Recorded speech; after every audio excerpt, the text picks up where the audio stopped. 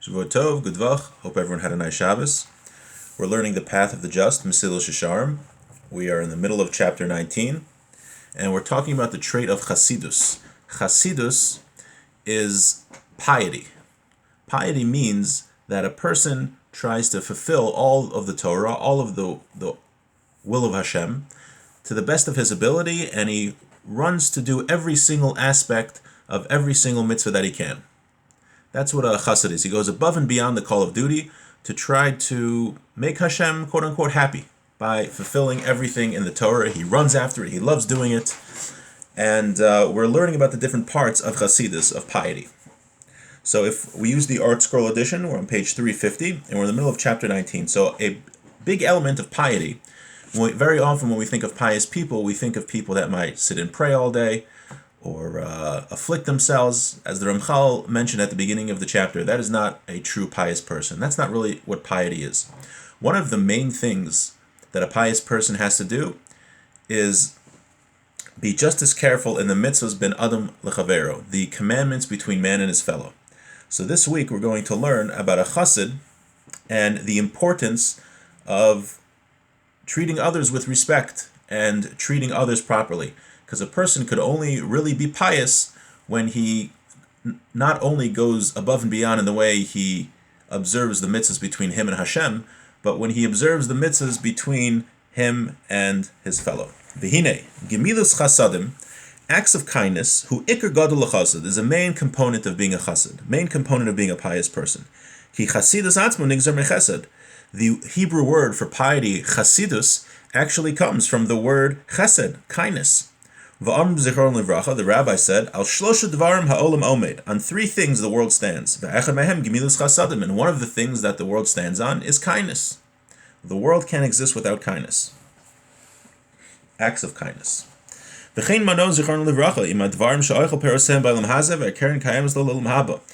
list of things where it says certain mitzvahs, where the main part of the mitzvah is reserved for the next world, the main reward, but also the fruits of the mitzvah one also enjoys in this world. So in addition to the reward he gets in Olam Haba, he also gets reward here.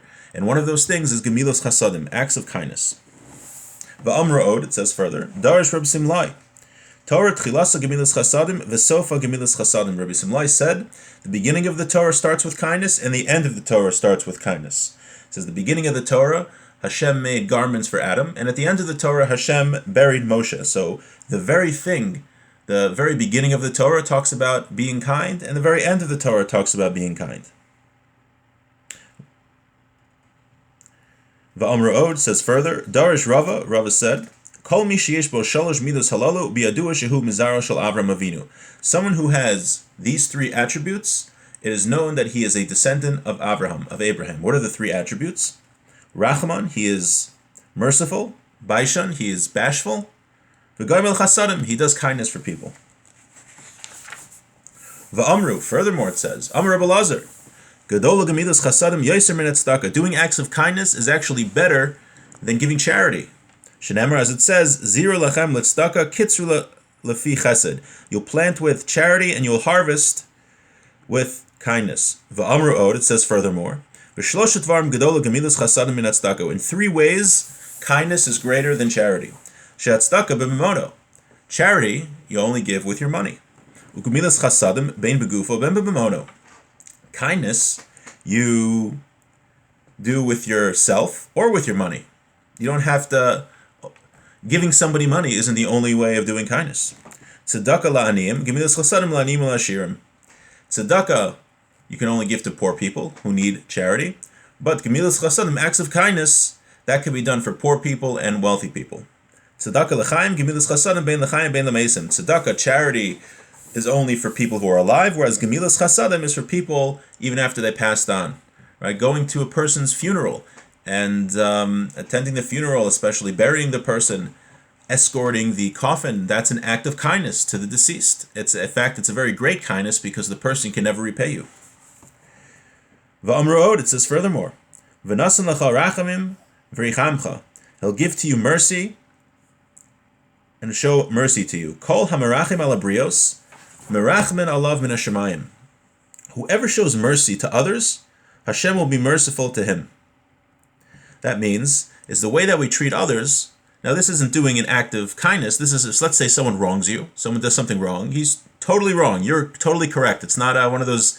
It's not one of those scenarios where everyone has their side of the story. But let's say someone did something to you, and it was 100% wrong. He was a jerk. He had no right to do it. Now, there's two ways you could react. You could be very upset with him, and you could scream at him, and you could try to get revenge.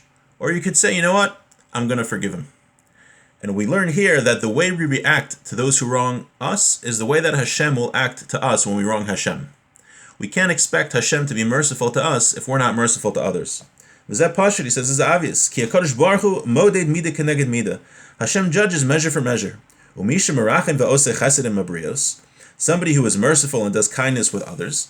Gam hu bedino yirachmuhu v'yem chalul avaresav v'chesed.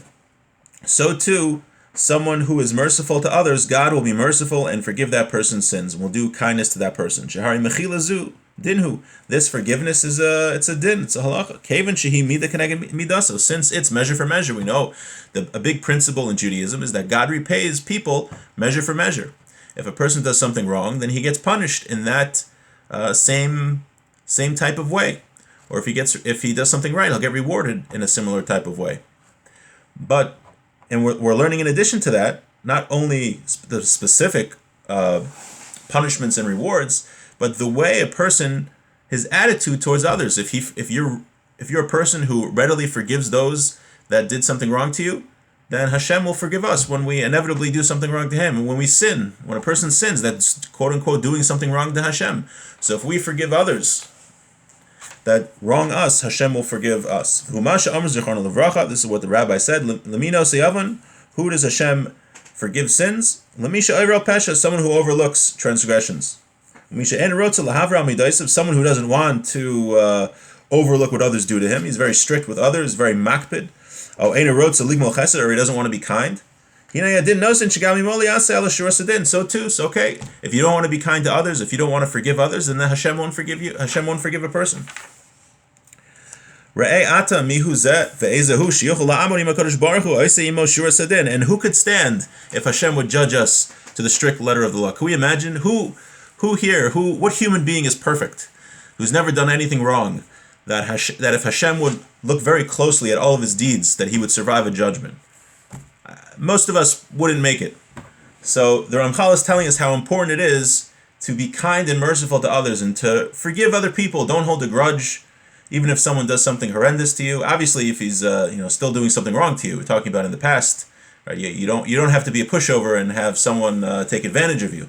But if someone in the past did something wrong to you, it's a very big mitzvah to forgive him, because if you're strict with him, then Hashem is going to be strict with you. And who could stand? Who could survive Hashem's judgment? Who is perfect in all of his life? The David HaMelech Mispal Vaymer, King David said, he davened, V'al tavo v'mishpat es avdecha, don't bring your servant to justice, ki lo yitzdak lefanecha kol chai, because there's no righteous person that could stand in front of you. Right? Even King David, one of the most righteous people of all time, was davening. He didn't want to be judged by the strict letter of the law, because who could make it? Amnon, ha'oseh chesed, ikabel chesed. Someone who does kindness will receive kindness. B'chol ma sheyar belasos, kach yar belakabel. And the more you do, the more you get. V'david hayim mishal b'midas zos hatova shafilu l'sonav hayim mishtadel lehetiv. King David praised this attribute, and even his to those that he hated, he tried to do good. Right? It's a trick. If somebody that you hate, do something nice for him, because you'll stop hating him. So King David did the same. Zeu ma shekasav v'ani b'chaloisam levushi sak inesi batsom nafshi v'amar im gamalti sholmai ra.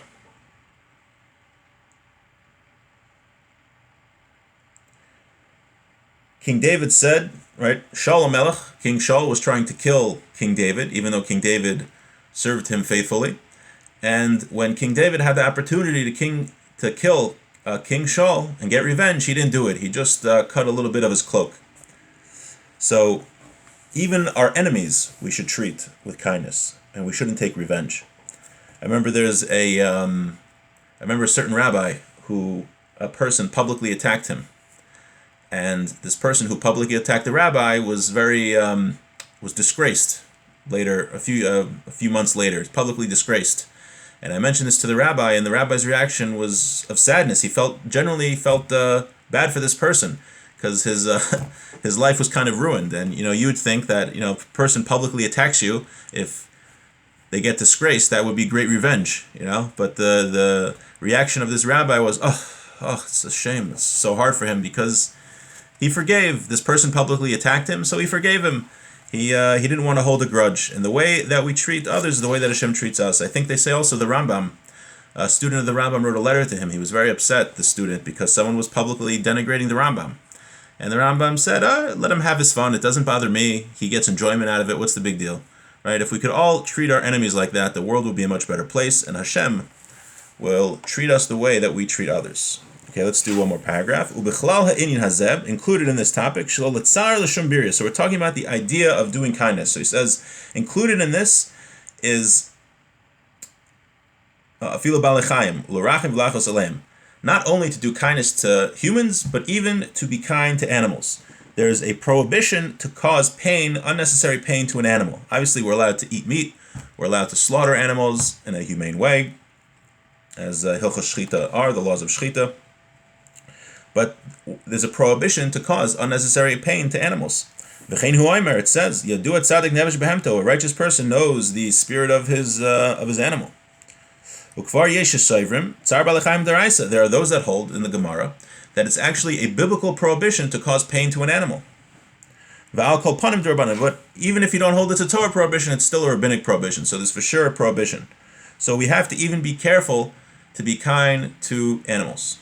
That's how far we have to implant in ourselves this attribute of kindness in Gemilus Chasadim. Klal shel davar, the general principle, harachmanus v'hatavat tzar shetiyeh takua b'leiv hachasad la'olam. The general idea is that mercy and goodness have to be set in the heart of a chassid forever. That has to be a part of his nature. It has to be an essence of his being, that the chassid, the pious person, is always doing kindness to everyone. He's a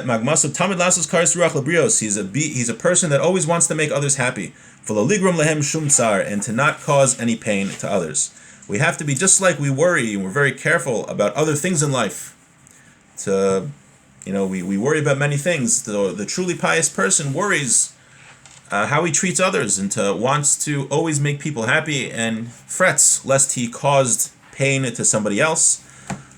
And with that, we'll finish today, and we should all be blessed to embody this attribute of kindness.